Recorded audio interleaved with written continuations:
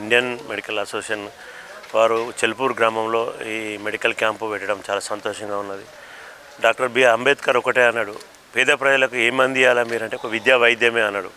మీకు అందించేది ఏంటంటే భగవంతుడితో సమానము. విద్య ఎవరు అందిస్తారో భగవంతుడు, వైద్యం ఎవరు ఇస్తారో భగవంతుడు. మనిషి చావు బతుకుల్లో ఉన్నప్పుడు వైద్యం కావాలి, మనిషి ఈ ఇంటికి వెలుతురు కావాలంటే విద్య కావాలి. ఈ రెండే డాక్టర్ బిఆర్ అంబేద్కర్ చెప్పిండు. అంబేద్కర్ బాటలో కూడా దామోదర్ సార్ అయినందుకు దామోదర్ సార్కి నీ పాదాభివందనం చెప్తున్నాను. ఎందుకంటే అటువంటి గొప్ప మహానుభావులు ఈ రోజుల్లో ఉన్నారు అంటే అది మన నోటితో చెప్పారని పదం అది. ఎందుకంటే అంత గొప్ప మనసు ఉన్న వాళ్ళు ఈ రోజు లేరు.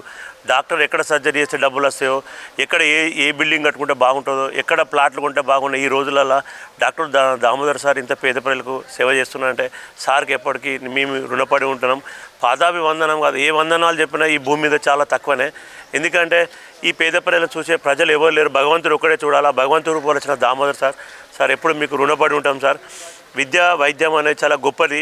ఈ రెండు అందించినప్పుడు భగవంతునితో సమానమైన నేను అనుకుంటాను సార్. కాబట్టి మన చెల్పూర్ గ్రామంలో మీరు ఇంత సేవ చేసినందుకు మెనీ థ్యాంక్స్ సార్. ఎందుకంటే మీరు ఎంతో పనులు వదులుకొని మీ వృత్తిని కూడా పక్కన సంపాదించుకునే వృత్తిని పక్క పెట్టుకొని ఇంత పేద ప్రజలకు మీ ఒక వృత్తిని అందిస్తున్నట్టే చాలా గొప్ప మనసున్న వాళ్ళు సార్.